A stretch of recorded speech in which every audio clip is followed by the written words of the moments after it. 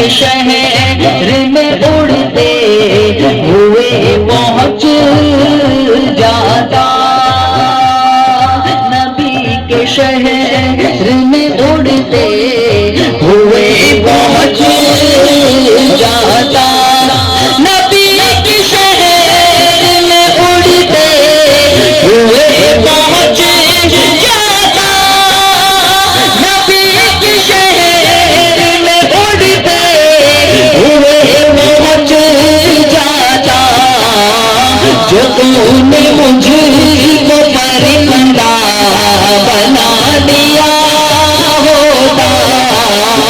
جو تو نے مجھ کو پرندہ بنا دیا ہوتا، بنا دیا ہوتا، بنا دیا ہوتا۔ اور ہجرت کا واقعہ ہے کہ نبی علیہ الصلوۃ والسلام جب مکہ چھوڑ کر کے چلے ہجرت کی شب، تو نبی کے بستر پر علی سوئے ہیں، نبی چلے گئے اور حضرت ابو بکر صدیق رضی اللہ تعالیٰ عنہ میرے آقا علیہ الصلوۃ والسلام کو کندھے پر اٹھا کر کے غار ثور کی طرف چلے تھے۔ اور وہ جس نے مدینہ پاک دیکھا ہے، مکہ پاک دیکھا ہے، اس کو پتہ ہے کہ غار ثور کیا ہے۔ وہ اتنا اونچا پہاڑ ہے کہ پیدل دن میں اگر تم صبح جاؤ تو شام میں پہنچو، یہ عالم ہے غار ثور کا۔ اور اتنی کڑی دھوپ، اور یہاں پر تو تقریباً 40-45 ڈگری ہوتا ہے، تو ہم گھر سے باہر نہیں نکلتے، اور مکہ پاک میں، مدینہ پاک میں 55 کے اوپر وہاں پر ٹیمپریچر رہتا ہے۔ ایسے ٹیمپریچر میں بھی حضرت ابو بکر صدیق رضی اللہ تعالیٰ عنہ سرکار کو اپنے کاندھے پر بٹھا کر کے غار ثور کی طرف چلے تھے۔ سرکار جب غار ثور کی طرف پہنچے، قریب پہنچے، تو کیا ہوا کہ سرکار تو غار میں انٹر ہو گئے، لیکن فوراً وہاں پر مکڑی نے جالا گوندھ دیا اور کبوتروں نے وہاں پر فوراً انڈے دے دیے، کیونکہ سرکار کے پیچھے کافر لگے ہوئے تھے قتل کرنے کے ارادے سے کافر لگے ہوئے تھے۔ سرکار غار میں جب انٹر ہو گئے تو مکڑی نے فوراً جالا گوندھ دیا اور کبوتروں نے فوراً انڈے دے دیے۔ تو جب پیچھے سے جب کافر آئے تو ان کو پتہ چلے کہ یہ بات کی دلیل ہے کہ مکڑی کا جالا سلامت ہے اور کبوتر کے انڈے بھی سلامت ہے، تو یہ بات کی دلیل ہے کہ اندر کوئی نہیں گیا۔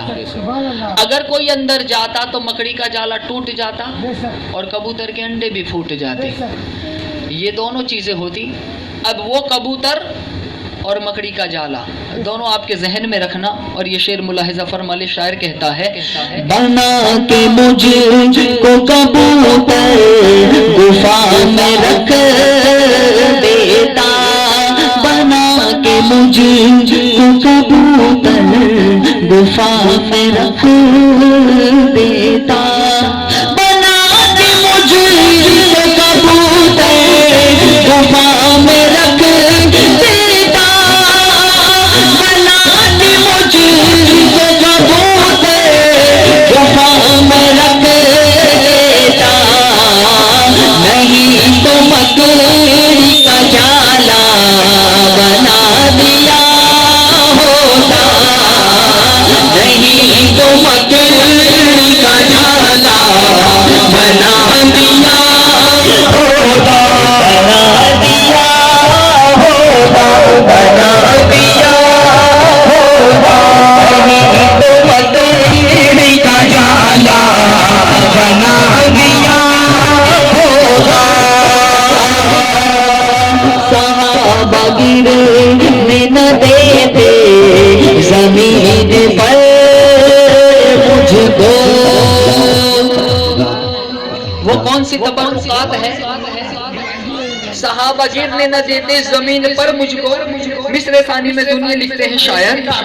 بنا کے مجھ کو کبوتر گفا میں رکھ دیتا،